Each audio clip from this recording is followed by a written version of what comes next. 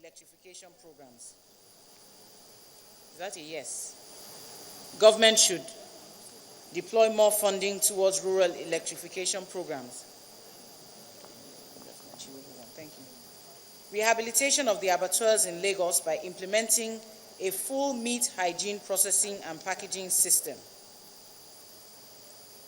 Can I have your concurrence or? Okay, yes. Further collaboration with players along the value chain and assistance to farmers in acquiring relevant skills, which the Honorable Commissioner for Agriculture will tell you we're already doing, and we will continue to do. Electrifying the transport system will reduce dependence on petroleum products, reduce some of those noted effects, enable the use of intelligent transport system, and provide more employment for youth. Yes, it is. We should electrify the transport system. Mr. Olujobi and I are having a side discussion here. He said, is that a recommendation? And I said, yes, it's a recommendation. What's the recommendation, he says? I said that we should electrify the transport system. So, is that a yes? They say yes. It's a long-term ambition, long-term. So we will get there. Let's have the electricity first. For those who didn't hear, Her Excellency the Deputy Governor says, let's get there first. Let's get the electricity first. Then we'll electrify the transport system. Thank you, ma'am. Introduce policies and infrastructure that will encourage the use of electricity. Everybody loves electricity. Do we need to encourage the use of electricity? Yes, ma'am. Move freight completely off the road to rail system. Yes. Yes, but is it smart? Is it smart? Medium term. Medium term. Medium term. Okay. Medium term. Okay. Develop full ITS capabilities in Lagos State. Well, that's again like the electrifying the transport system, and again we'll get there. Engage more with the players on all the levels of the value chain to create solutions. I think this is already this is an ongoing thing. Create a level playing ground and an enabling environment for SMEs to thrive. I think I would say that Lagos State is even in the forefront of this. But how exactly is this? Well, I mean, I guess it's all sorts of things. It's amorphous, but somebody has it. Somebody has it.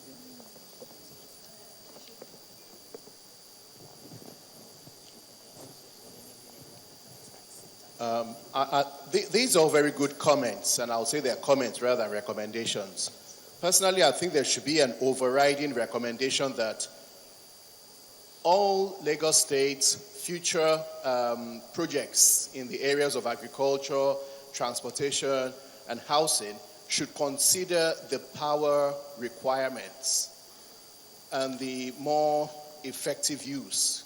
So, for instance, if you want to put a housing project in a certain area of Lagos State, look at how much power is in that place, look at how much power the new project is going to require, and maybe there's a more efficient way of deploying it, rather than have a project to build houses without consideration for the power requirements where those houses are going to be deployed. So it's very much an overriding recommendation that for future decisions on agriculture, transportation, and housing, to consider ab initio the power available in the areas where these things are going to be sited, and how to more effectively deploy the power to those sectors. Thank you. Thank you very much. That's exactly the kind of intervention that we'd like at this session, because let me remind the House that these are all just the comments, suggestions, and recommendations that stemmed out of the various breakout sessions. And as was pointed out by Mr. Byron earlier on, will form the basis of the final resolutions of this summit. So a lot of them might be repetitive, but it's important to go through them so that we can capture, and they will definitely be summarized. Yes, ma'am. Distinguished ladies and gentlemen, permit me to it made you that the recommendation will be, an observation will be sorted out from this, and the technical committee will work on them and send the final draft to your apps.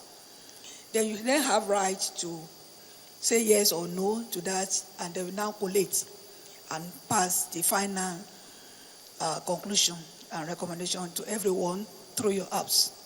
So you can run through this, and we'll come back to you. Thank you very much. Thank you, Excellency. Implementation of a local food content bill to encourage hotels and retail stores to patronize locally produced food items.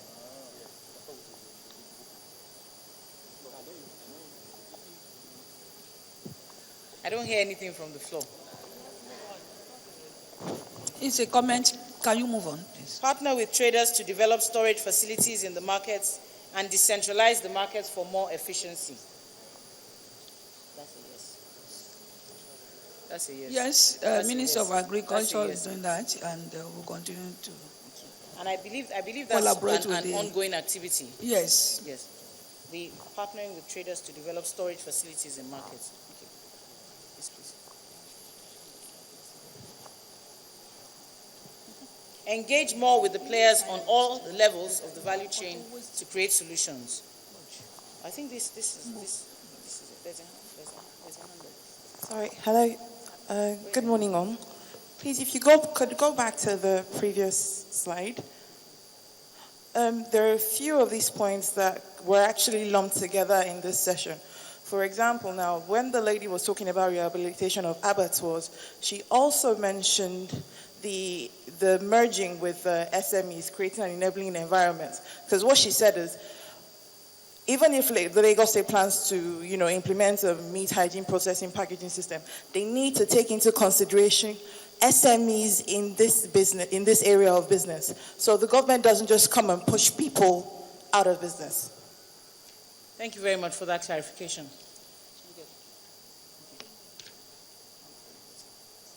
Yes, please.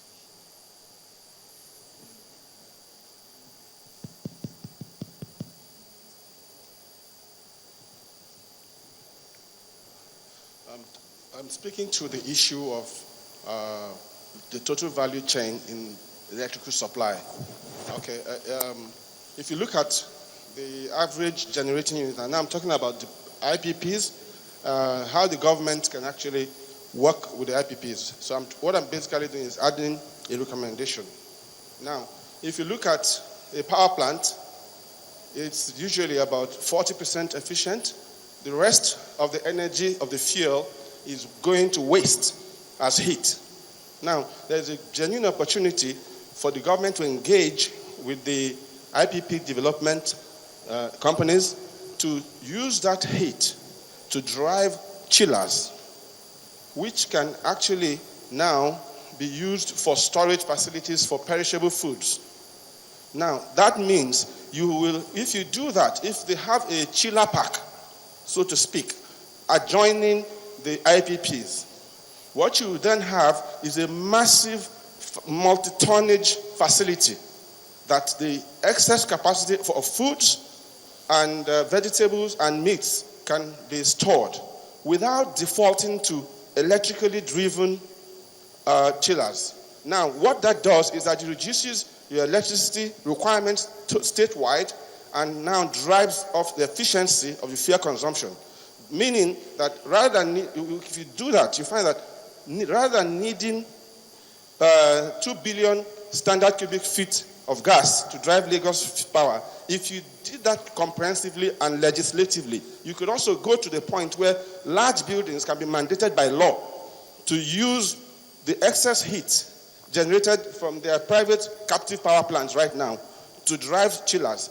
The electrical load will reduce, creating a statewide efficiency. Because right now, we are complaining that we only have effectively 600 megawatts in the state. But that plant, the captive power plants that Lagos State has, for instance, I'll tell you, island power, your waste heat there can generate at least 500 tons of cooling.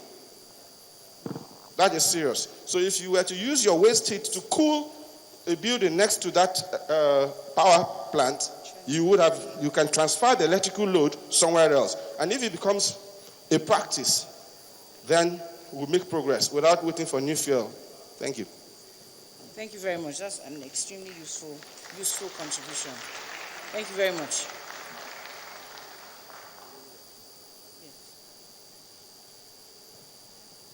I'd like to speak on the issue of the implementation of a local food content bill.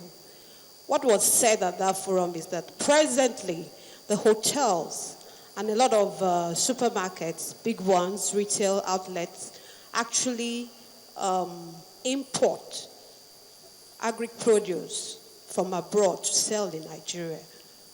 Things like tomato, cassava flour, all sorts of things like that. And that these people should be encouraged to patronize the local agri-people. Although it was observed that the capacity of local producers to meet that the demand of these hotels and big supermarkets is not, we're not sure it's there yet, but that right now a lot of simple stuff that are available in Nigeria, agri-produce, are being imported.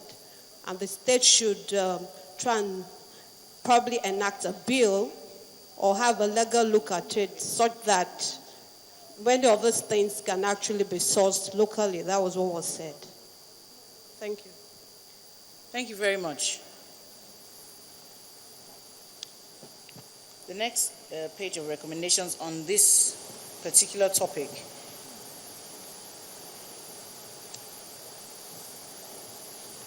looks like we've gone over some. Some of them are repetitions of ones that we've said before. Housing development should be done through proper products and processes. The best housing product is that which makes efficient use of scarce resources such as land and energy. I'll take that as a comment. High and medium-rise buildings should be used for high-density areas to encourage efficient utilization of resources. Buildings should be designed for proper circulation and lighting to reduce energy requirements. Thanks to the efforts of the Ministry of Energy and Mineral Resources and the Lagos State Electricity Board, this is already happening in many of Lagos State's developments as we speak. In fact, a lot of buildings are even being retrofitted to adopt these kinds of efficiencies. So thank you very much for that. Sustainable industry building processes, such as prefabrication and assembly, should be employed in building projects, especially when energy becomes available. Development of captive power projects for the agricultural farm settlements and estates. And this is certainly happening already. IPPs assist in this regard. Is a comment?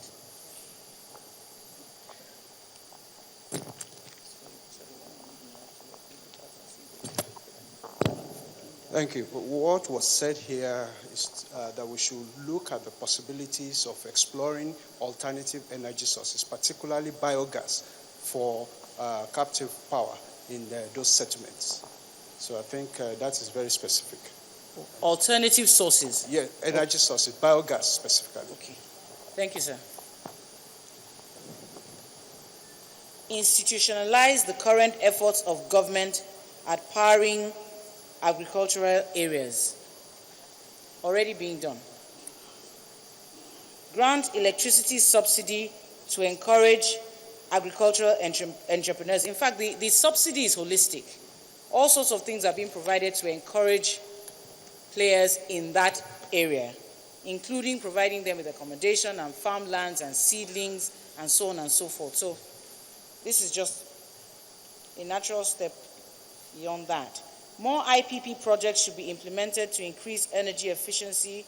This will improve the lighting of Lagos to deter criminals, improve safety, and reduce carbon emissions. Thank you very much.